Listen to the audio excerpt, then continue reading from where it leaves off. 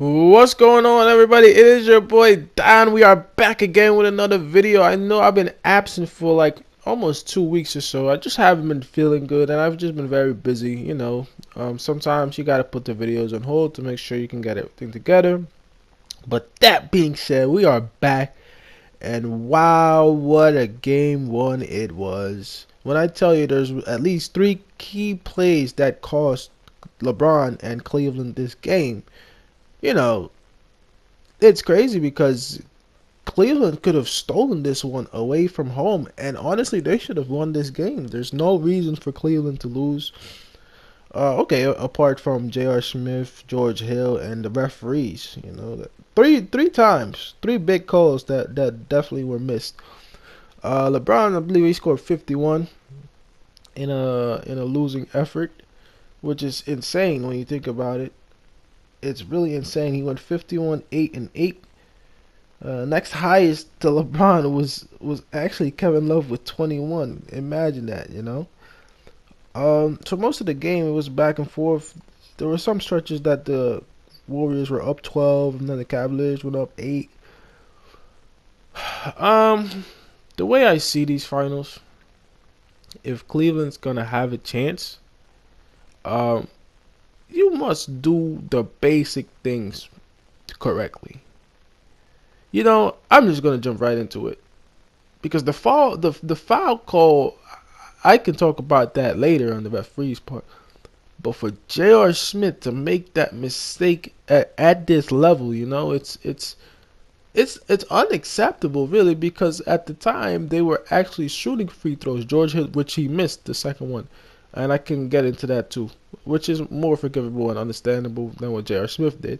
At the time, if George Hill is shooting free throws, you cannot tell me that you can't look up at the scoreboard to see what the score is, just for a planning perspective. You know what I mean? For example, had George Hill made his shot, actually no, even if he missed it, which he did, if JR puts it back up, they go up three. If they go up three, defending the basket would mean that all Golden State can do is shoot a three to tie the game. So the whole defensive plan changes. It's unbelievable that a professional basketball player doesn't think ahead like that. Well, you know what? I should know what the score is because defensively everything changes. Um, if I get the rebound, and he did, all he had to do was put it back up for an easy layup. And this goes to show you what separates the best Kobe, LeBron, Michael from an average. He's an average player, J.R. Smith. He's very average. Who just happened to be able to be a pretty good spot up shooter when you ask him to. This right here is the difference because LeBron can only do so much. This is it's unacceptable at this stage of the finals that you do not know what. Why would you not know what the score is? Especially there was no listen. Everybody's guilty of not knowing what the score is, but you best believe that you look up before the next play. In a crucial situation, if there are 4 seconds left in the game, why would you do that? Why? How would you not know? How would you not know? Like, my next question is, if JR says that he doesn't know what the score is, how much do you think you were up by? Because even if you were up one, the smart play to do is to get the ball up. Get the ball up. Make sure you're up three instead of one. If Golden State comes back and gets fouled plus an and one, that's the game. So many questions that you want to ask JR, but you're not gonna get the answer. LeBron came out defending him, walked out of the presser because the reporter asked an absolutely idiotic question. To be honest, the reporter was like, "Can you take me through J.R. Smith's state of mind?" And LeBron answers, "How would I know what J.R.'s state of mind is at the time?" Obviously, the question should have been asked differently. He could have asked like, "Did you know that J.R. What did you?" Or you could have been like, "Do you know if J.R. thought that they were ahead or not?" Or something along those lines. But the reporters how they do, always trying to bait each other and pin each other against each other. So that being said, I can also go to the referee call, which was absolute nonsense. I've never seen that call like that made in the NBA, and it's calls like that make you question the legitimacy of the NBA, especially when it comes to Golden State. Because whenever Golden State plays, it seems like they get some of the more favorable calls in the league in crunch time. I don't know if you noticed this against Houston as well. It's very strange. It's very strange. At the time when the call was made that it was actually a charge, um, So it was basically a foul in Golden State, and LeBron took the charge correctly. Nobody really argued it. Everybody accepted the call because LeBron's feet were clearly above the restricted area, and he clearly set his feet in a defensive position. Even Steve Javie, whoever came in and said, it looks like a charge to me. And somehow, the referees find a way to ruin the game again. They're gonna go to review. All of a sudden, they change the call, which gives Golden State 2 free throws.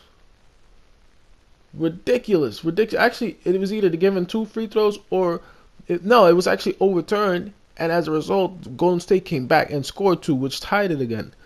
Unbelievable sequences, which led to the JR's play. Actually, which led to the George Hill free throws, which he should have made. He should have made 2. Missed it. JR gets the rebound. JR starts to dribble the ball out. It's chaos at that point. I could not believe what I was seeing at that time, and I knew exactly what J.R. Smith was thinking. Shades of Chris Webber. Chris Webber, similar play. He thought he had a timeout. He didn't.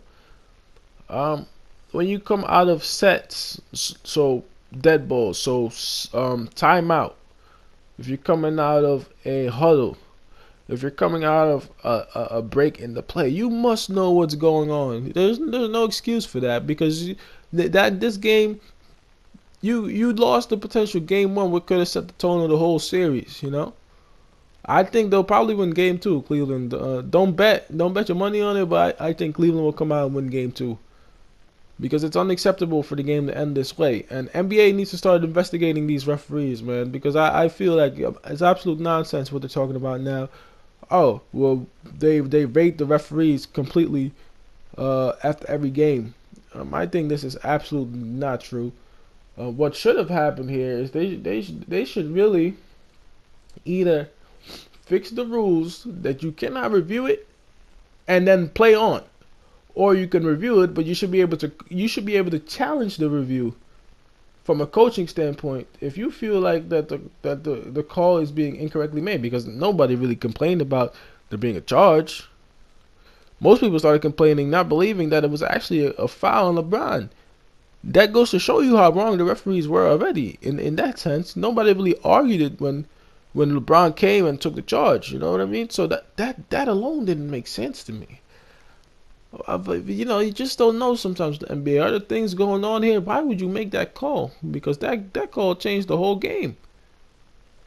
Oh man, J.R. Smith, JR is JR. I'm a Knicks fan, so I know the nonsense that J.R. Smith be doing, from tying people's shoes to throwing soup at people, from doing this. It's not a surprise to me. It's just that you just cost your team the game big time. And in a game like this, against a team like this, you're going to need everything to go your way. Otherwise, you'll have no chance. And this goes to show you can be a role player if you want to, but when your name gets called, you better answer. And his teammates let him down again. I'll tell you that for Bron. What do you guys think LeBron's going to do next game? You think he's going to go for 50 again? You guys think Cleveland got game 2? I think Cleveland will win game 2. For some reason, I have a good feeling about it for Cleveland. What do you think about J.R. Smith? Should he get traded by the end of the season, or what's up with that? It's your boy Don. Let me know in the comment section what you thought about the game, and I'll see y'all next time, man. Peace. I'm out.